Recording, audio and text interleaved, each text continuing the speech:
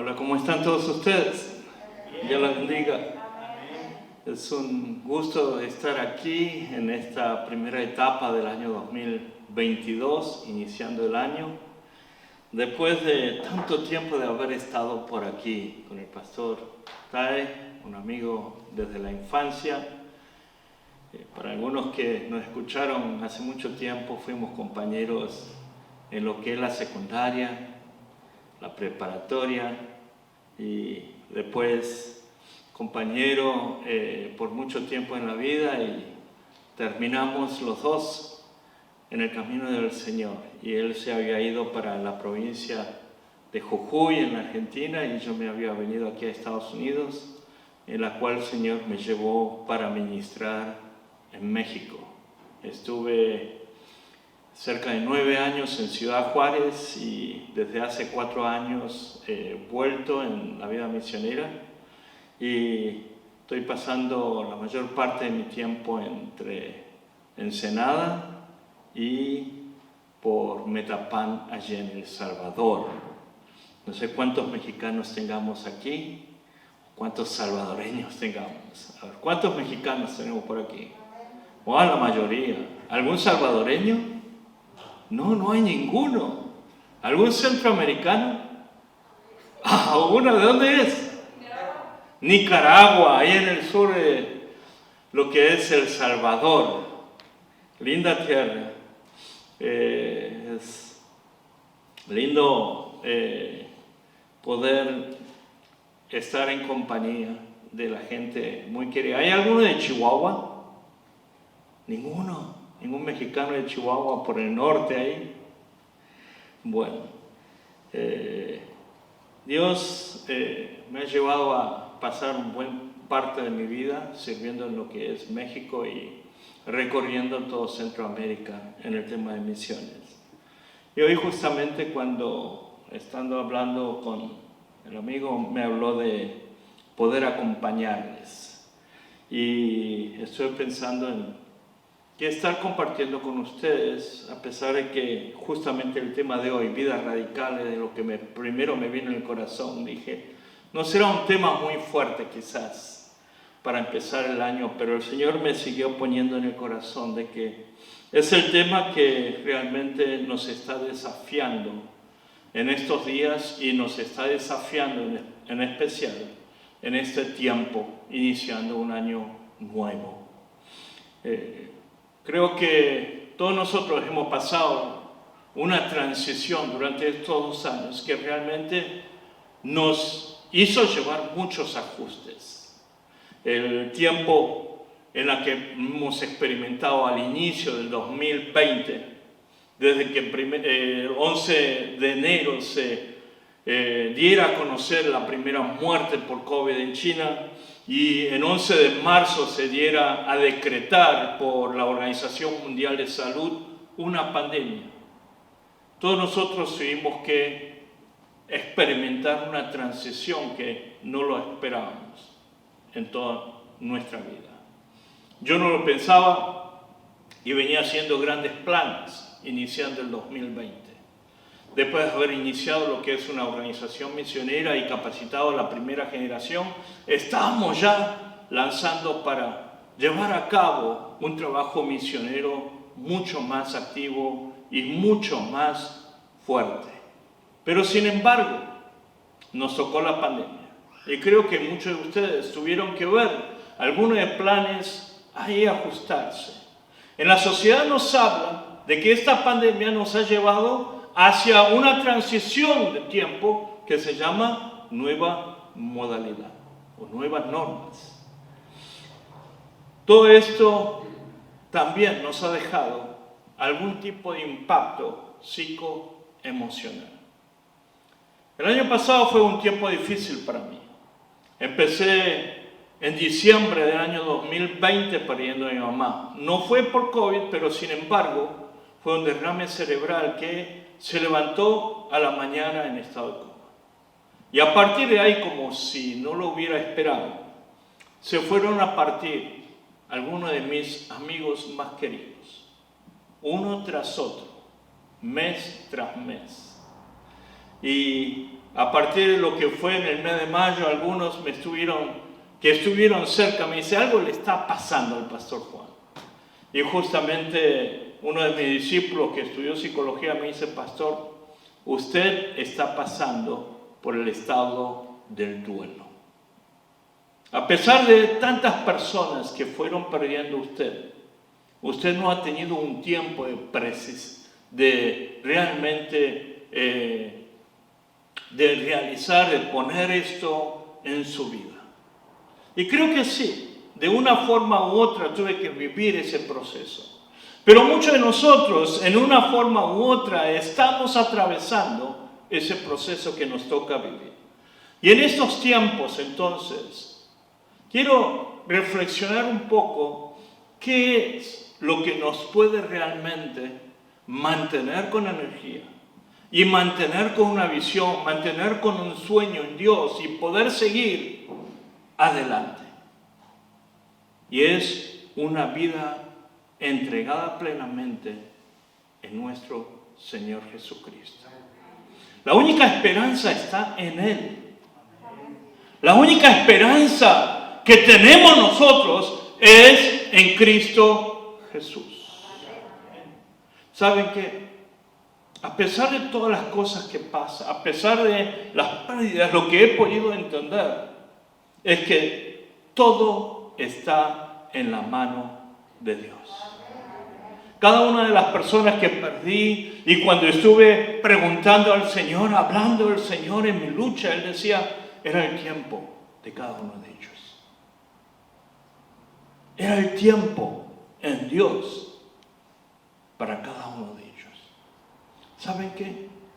La Biblia nos habla claramente que toda vida está en la mano de ¿quién? De Dios. Él hasta tiene contado la cantidad de pelos que nosotros tenemos y que se nos cae toda la mañana. ¿No es gracioso eso? Yo me veo después de cada ducha por las mañanas la cantidad de pelos que se me cae, lo puedo ver ahí. Y dice el Señor que Él hasta esa cantidad de pelos que se nos cae, los tiene que contados. Nuestra vida está allí. Y pareciera que la realidad nos abruma y nos tira al suelo. Si nosotros ponemos la mira en Él, las cosas empiezan a cambiar.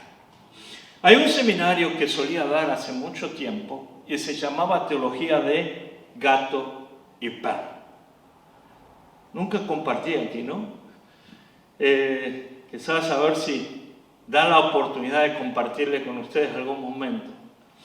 La teología del gato y perro pareciera medio extraño simplemente por el nombre, pero sin embargo es una idea en lo que un pastor que movilizaba gente para misiones, una vez sentado en su casa, al ver el gatito que tiene en su casa y a varios perros que tienen ahí conviviendo juntos, empezó a comparar la actitud que tienen los gatos con la actitud que tienen los perros con la vida cristiana.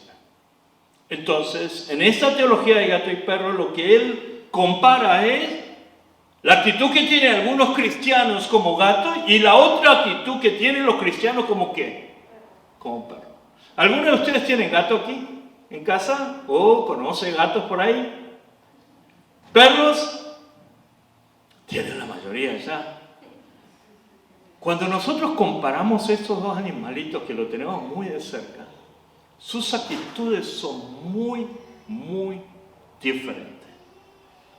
El gato es un animal que vive con nosotros y que se cree que él es el amo de la casa. El perro también está en la casa, pero el perro sabe muy bien su posición. Que él está para servir ¿a quién? A su amo. Y vive con el amo. Nosotros, mi esposa y yo no éramos tan amantes. Ahora mi esposa, después de tantos años de perder un perrito en casa, ya los quiere mucho. Y es como la mamá del perrito. Pero cuando por primera vez tuvimos un perrito en casa, wow, tuvimos que adaptarnos. Pero una de las cosas que nos dimos cuenta que el perro es muy leal ¿con quién? Con su amo. Mi hijo quería un perrito cuando estaba en la secundaria y le pusimos una condición. Si te sacas All A y todos A en tus calificaciones, te vamos a comprar un perrito. ¿Y sabe qué pasó para el semestre siguiente? Todo A. Fue la única vez que se sacó todo A. Pero, wow, el perrito lo seguía por todos lados. Y cuando mi hijo venía, el perro ya sabía que su amo estaba llegando a casa. Y nosotros nos damos cuenta de que nuestro hijo llegó a casa porque el perro saltaba, ladraba y se tiraba encima por la puerta. Y decíamos, ya llegó nuestro hijo. El gato es un poco diferente. Hablé con mucha gente que tiene gato y me di cuenta que el gato nunca salta porque llegó el dueño. Nunca empieza a cantar o gritar porque llegó su amo. Cuando se siente bien, lo único que hace es venir cerca del amo y ahí pasar su cuerpo así un poco sobre los pies y ya se va a su lugar. ¿Y saben qué? Es muy bueno para ocupar el lugar, el sillón de su amo. ¿Se sienta en el lugar de quién? En el lugar del amo. Y así es. Tenemos cristianos que tienen la actitud del gato. Viven la vida cristiana y dice que siguen al Señor, siguen a Dios, pero sin embargo se creen que ellos son dueños de qué? De su vida. Y no estoy hablando tanto de salvación, porque ahí cuando compartimos un poco, los gatos llegan al cielo haciendo sus pasitos hacia atrás, como bailaba Michael Jackson en los viejos tiempos, el Moondance. De su miedo, del temor de caer en el infierno. Llegan a la iglesia todos los domingos porque tienen miedo de caer en el infierno si no los hacen. Los cristianos con actitud perro no. Saben muy bien que son salvos. Y saben que sus vidas están para servir a su amo. Y van gozosos cantando hacia el cielo. ¿Qué tipo de vida quieren vivir ustedes? ¿Saben qué? Cuando vemos los cristianos que tienen actitud del gato, los cristianos gatunos, llegan el día domingo, pero están amargadísimos. La amargura lo trae en su vida. Yo tendría que estar afuera divirtiendo, haciendo mi vida, pero no me quiero ir al infierno, así que tengo que venir aquí. Entonces están amargados. ¿Conoce a alguien amargado por aquí? No creo que haya aquí, ¿no? Los cristianos que tienen la actitud del perro son los que sonríen siempre. Están llenos del gozo. Están regocijando todo el tiempo. A ver, miren a lo que está alrededor. Ya con la mascarilla nos escondemos un poco nuestra cara, pero ya se nota si tienen gozo o tienen la amargura. ¿Saben qué? Nuestra vida tiene que estar lleno de gozo. Y así que la palabra nos dice, Pablo nos dice, regocijaos siempre. Siempre. La pregunta es, ¿cómo vivir una vida de regocijo? ¿Cómo vivir una vida de regocijo en todos esos tiempos de crisis? Que todo lo que estamos viviendo es triste. Pareciera que no hay futuro. Estamos atravesando a través de una incertidumbre. ¿Y cómo vivir entonces en gozo? Y es entregando la vida plenamente en Él. Y es lo que la Biblia nos dice. No se preocupen por lo de mañana. Y para eso, usted tiene que vivir una vida totalmente entregada en las manos de ¿quién? De Dios. Y es una vida radical. Hay un pastor que escribió un libro llamado Radical. Es un pastor bautista llamado David Pratt. Él ha estado dirigiendo lo que es la Junta de Misiones de la Convención Bautista del Sur, una de las denominaciones más grandes y uno de los movimientos más grandes misioneros en los Estados Unidos. Y describe en este libro la vida de un cristiano con la actitud del perro.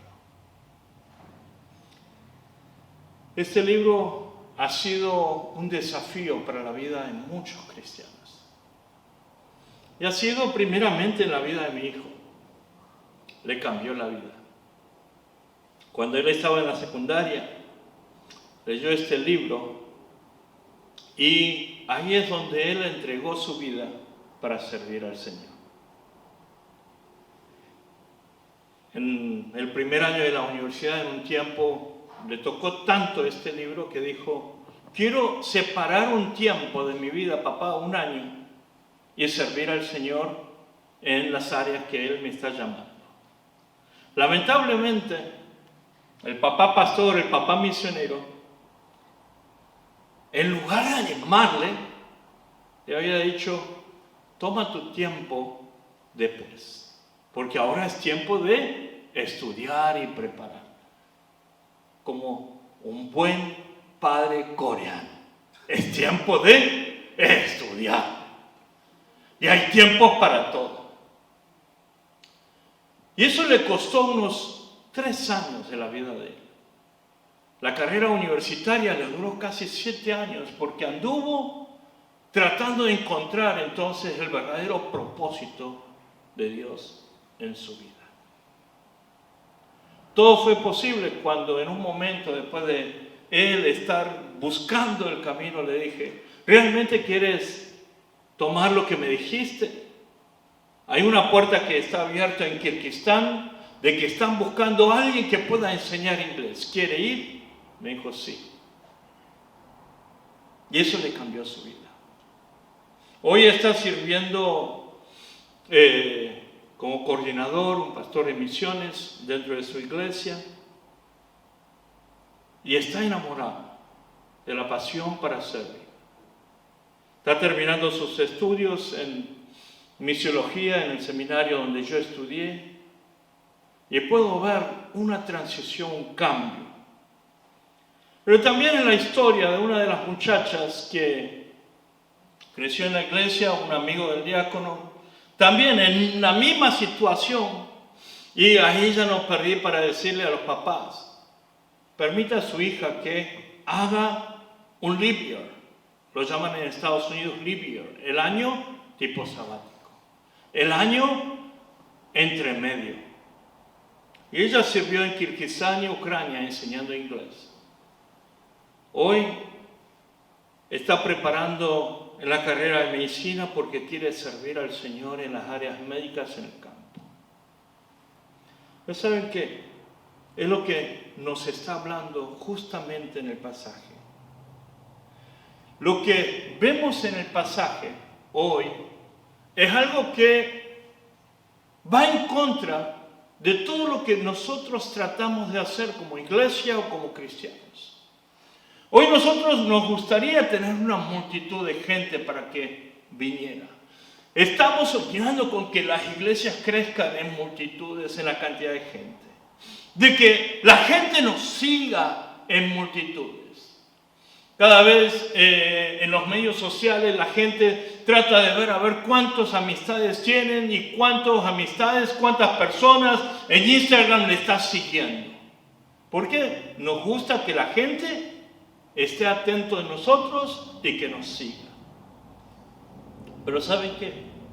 Pareciera que lo que Jesús hacía es todo lo opuesto a lo que nosotros hacemos.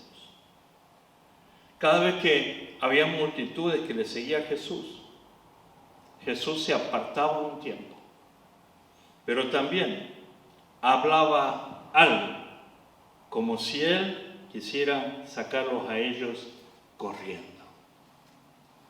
Y el pasaje de hoy es justamente así. Hay una multitud que le sigue y justamente le pregunta a Jesús que quiere seguir. Y Jesús le responde con una respuesta que pareciera que lo que trata de hacer es poner tan alto lo que es el costo de seguirle a Jesús para que la gente se ahuyente de Él. Cuando me puse a ver el libro Radical, hay dos razones en las que el autor escribe el libro. Primero, es la pregunta que él hace. ¿Qué significa creer en Jesús? ¿Iba yo a creerle en Jesús? ¿Qué significa creerle en Jesús? Segunda razón que él escribe es ¿qué significa obedecerle en Jesús? ¿Iba yo a obedecer en Jesús? Y es contestando esas dos preguntas que él decide escribir justamente ese libro, hablando de la vida cristiana, en especial aquí en los Estados Unidos. Y él en una parte dice que la vida cristiana, americana, la vida que la mayoría de los cristianos vivimos hoy dentro de la iglesia, es una vida que no tiene nada que ver con la Biblia. Y dice, ¿cómo voy a vivir entonces? Hoy nosotros en el pasaje vemos, en realidad hay dos versículos anteriores, 56 y 7, que habla del primer episodio de una persona que quiere seguir a Jesús. Y el pasaje que leímos son otros dos casos en los que la persona dice en seguir a Jesús. Vamos a ver tres personas en realidad que han buscado a Jesús. Como muchos de hoy estemos en la búsqueda de Jesús y tratando de seguir a Jesús.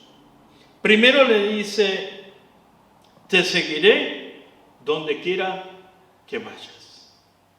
El segundo le dice, permíteme seguirte, pero permíteme que vaya primero a enterrar a mi padre. El tercero que le quiere seguir a Jesús dice, permíteme primeramente despedir a todo lo de mi casa. Vamos a ver el primero. Te seguiré donde quiera que vaya. Y es quizás una de las confesiones que nosotros realmente queremos hacer. Jesús, te quiero seguir donde quiera que vayas.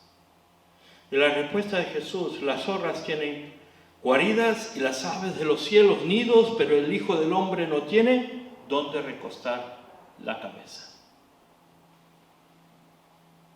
¿Quieres seguir? ¿Sabes qué? El Hijo del Hombre no tiene dónde recostar la cabeza.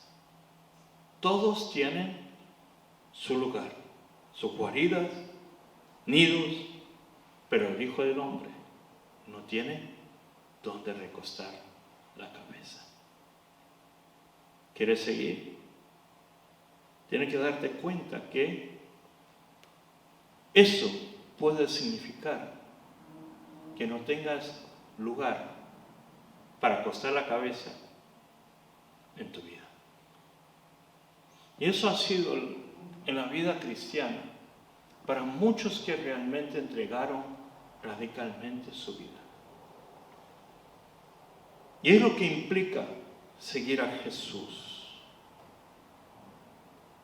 Segundo, permíteme que vaya a enterrar a mi padre. Wow, es algo normal, ¿sí o no? Jesús, no voy a tomar mucho tiempo, quizás unos días simplemente para enterrar a mi padre. Y la respuesta de él es tan radical que uno queda preguntando, Jesús, ¿estás diciendo algo que va en contra de tu enseñanza, de la importancia de la familia y de lo que la familia es en la enseñanza de Dios desde el Génesis, desde la creación de Adán y Eva, de la humanidad, en lo que creaste la familia y pusiste la importancia de la familia y aún en el decálogo, en los mandamientos, habla de lo que es importante honrar al Padre? Y Jesús le dice, deja que los muertos entierren a sus muertos, pero tú ve y anuncia por todas las partes el reino de Dios. Es increíble que los muertos, es imposible que los muertos se entierren a qué? A los muertos. Significa que déjalos. Es un choque radical dentro del concepto judío y aún dentro del concepto cristiano en el día de hoy. El tercero dice, Señor, permíteme despedir de lo de mi casa.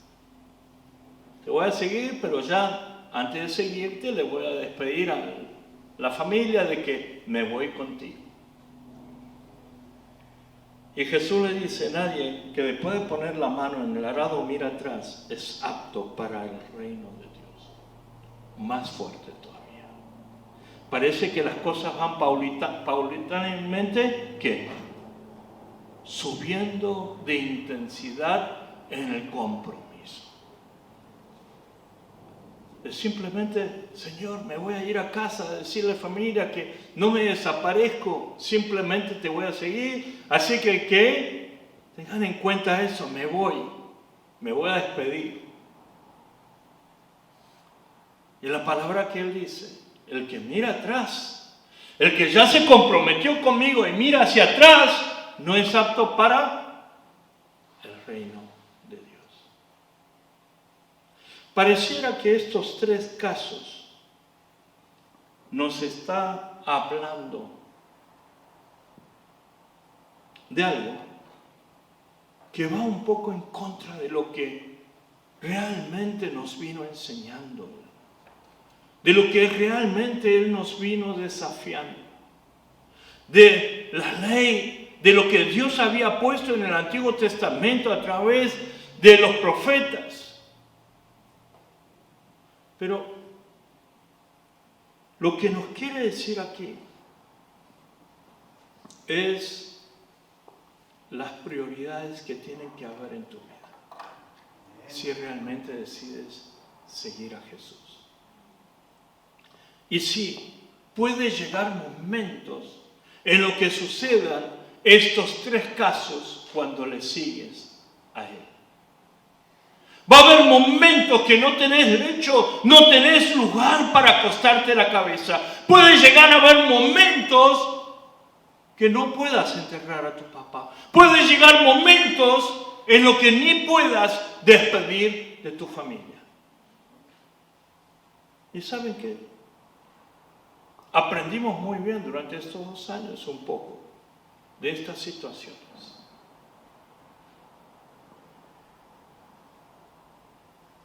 Y es esto lo que realmente ha desafiado la vida cristiana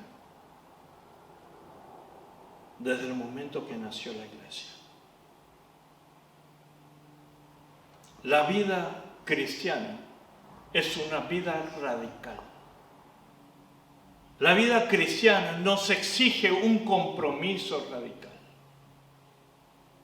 No es que nos está diciendo, te va a pasar esto, sino nos está diciendo de un compromiso en que tenés que tener una determinación en tu vida, lo que implica seguir a Cristo.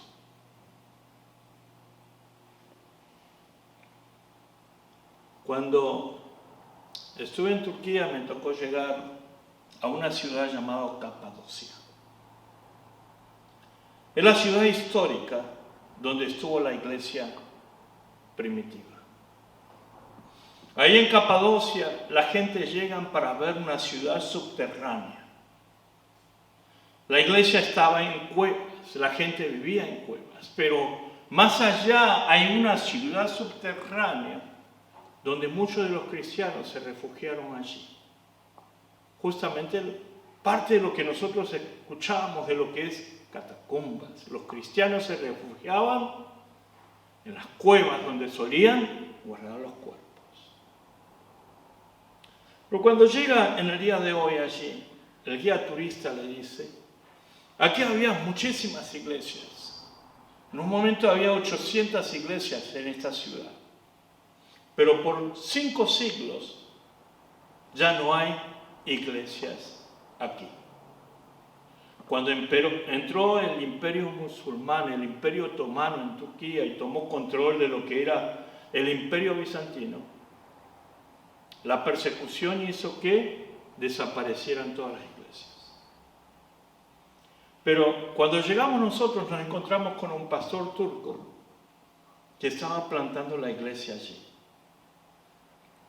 Después de 800 años, después de 500 años, después de que 800 iglesias hubieran desaparecido, nos encontramos con un pastor que decidió plantar iglesia.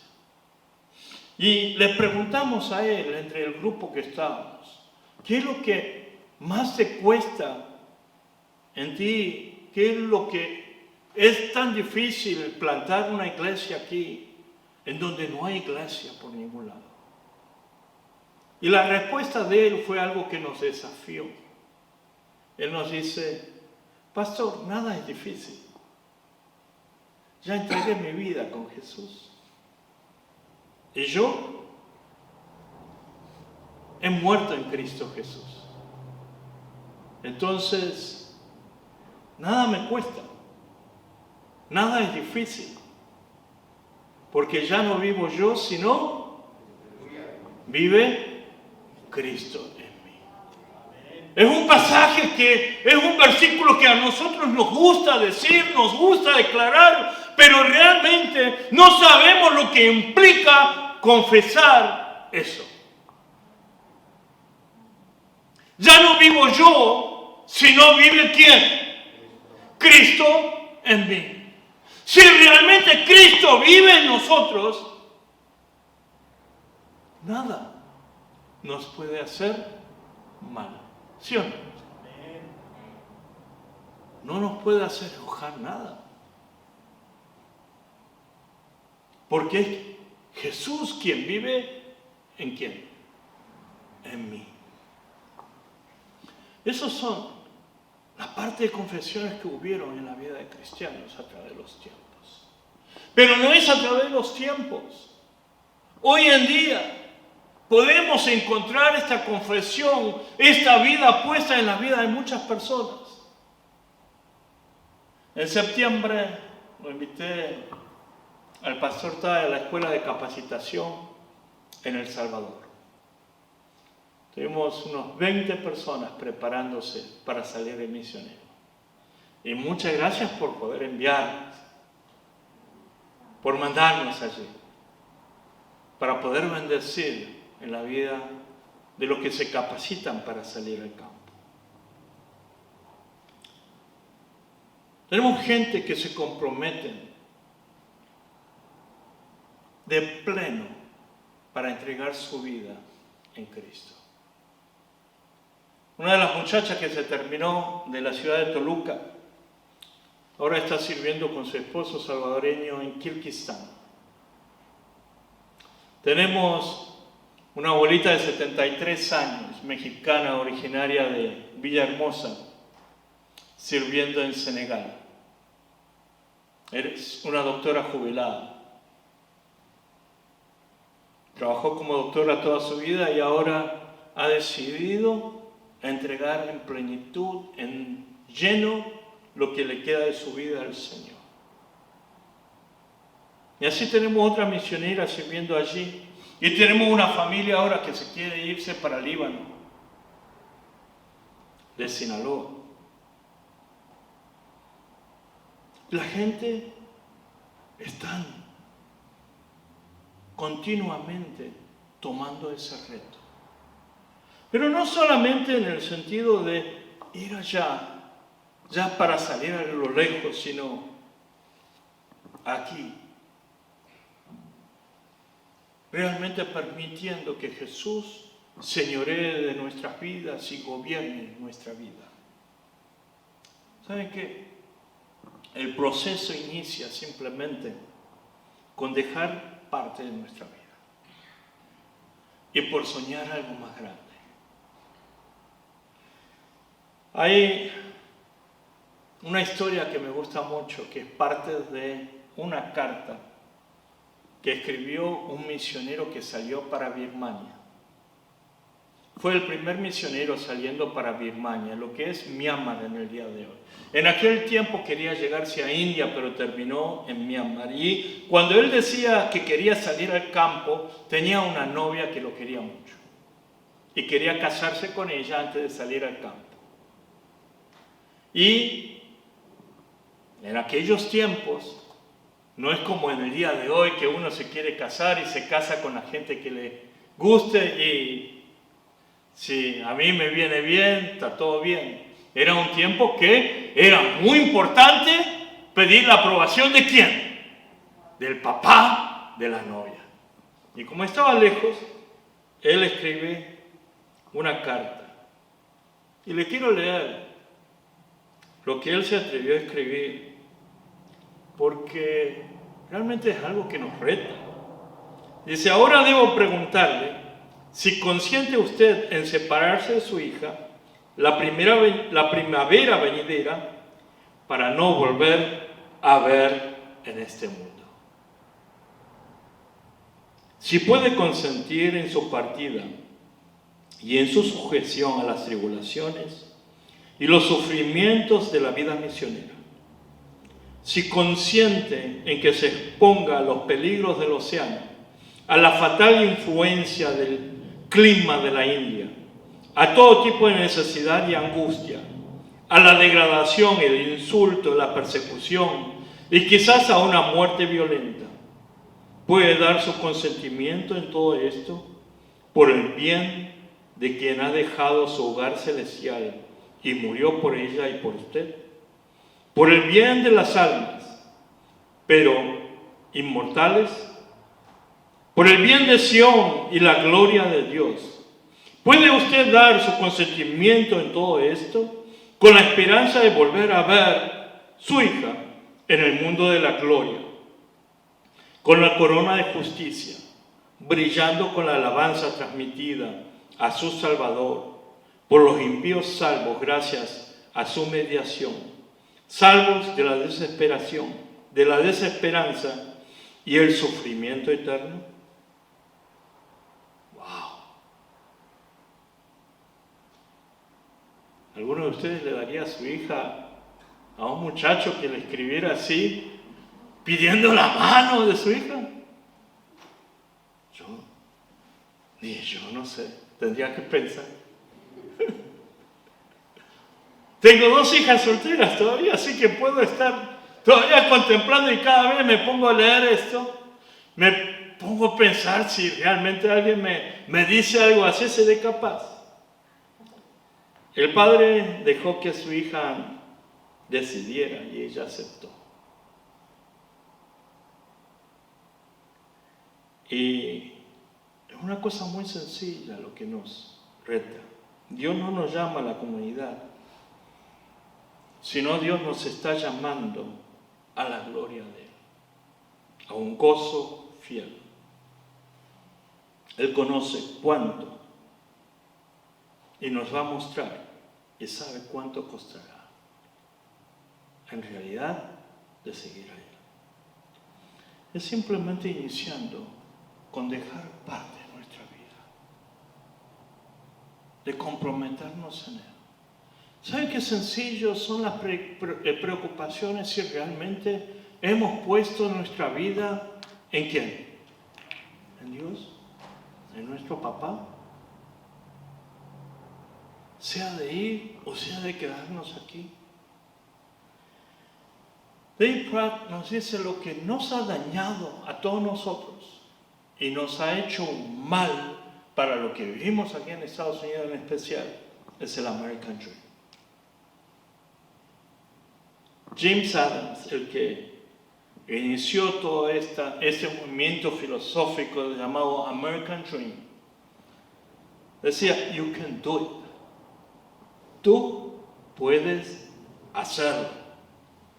Y otra frase muy típica era: believe in you and let it happen. Cree en ti y permite que eso te suceda. Tu vida controlas tú. Y lo que te determines y lo que tú determines en hacer, lo vas a poder hacer. Lo vas a poder lograr, el sueño que tengas en ti. ¿Sabes qué falta en esta ecuación? Es que nosotros no estamos en control de nuestra vida. ¿Quién está en control? Dios. La vida no depende de nosotros. La vida no se trata de nosotros, sino ¿de quién? De Dios. De Dios. No se trata de que sea justo para nosotros, sino en lo que sea justo para quién. Para Dios. El Evangelio tiene que ver en confiar en Dios y dejar que nuestro ser muera en Él. Y es Dios entonces que toma su fortaleza en medio de nuestra debilidad. ¿Saben qué? Es en estos tiempos de crisis que Dios nos puede transformar la vida y llevar a algo que nunca lo hayamos podido soñar. Porque en medio de crisis, en medio de nuestra debilidad, es el mejor tiempo para poder morirnos en Cristo Jesús y entregarnos plenamente en Él, para que Él sea quien tome control de nuestras vidas y quien haga su propósito en medio de nuestra vida. ¿Saben qué? Nosotros fuimos creados por Él para hacer la bendición. Él nos quiere bendecir. La cosa es que no hemos querido dejarle espacio a Él. Nos hemos sostenido de nuestro ser. Y hemos querido controlar nuestra vida. Fuimos queridos ser como los cristianos, tratarnos de gobernar nuestra vida y vivir la vida cristiana siendo el dueño de nuestra propia vida. Y es Dios quien nos dice: es tiempo que dejes todo.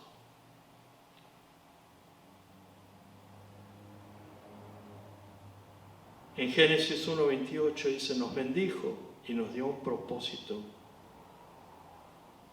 en nuestra vida. Nos dio a gobernar toda la creación.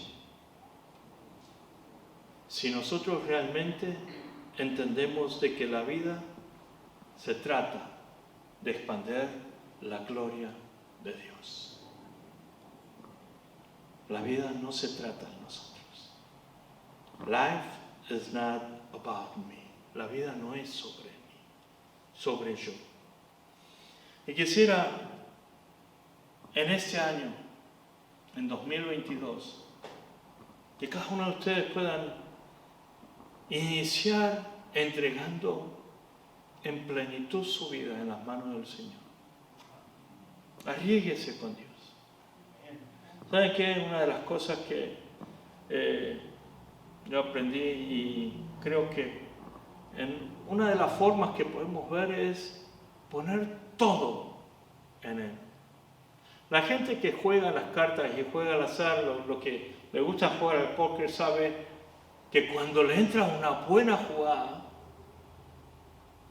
se hace una apuesta total y dice all in. ¿Qué significa? Pongo todo adentro. Si aún en un juego la gente puede atreverse a ponerse todo, ¿qué nos cuesta a nosotros en haber recibido la gracia sublime, admirable de Dios en nuestra vida y ser salvo? Decir, Señor, aquí está, te dejo todo en ti. ¿Y saben qué? Experimentaríamos nosotros una nueva dimensión en nuestra vida. ¿Quiere cambiar todo? ¿Quiere empezar un año en donde pueda experimentar el gozo pleno en Dios? De poder experimentar cada día los milagros en el que Él está guiando su vida. Deje el timón en Él. Entregue todo. Señor, aquí está todo. Pero no así en palabras y después sentarnos otra vez en el trono. No, de lleno. Nos queda poco, en realidad, lo que es en la vida, ¿sí o no? Ya nos dimos cuenta de que nos queda poco y cada vez en la historia que vemos en los noticieros, vemos que el tiempo de Dios está ¿qué? Cerca. Un terremoto allá en una isla del Pacífico nos estuvo impactando con la alerta del tsunami aquí. Y escuchamos la noticia de guerra cada día. Falta poco. Falta realmente poco. Y creo que todo esto es una alarma para despertarnos a cada uno de nosotros. De que realmente podamos entregar nuestra vida en Él y podamos vivir una vida plena. Oremos.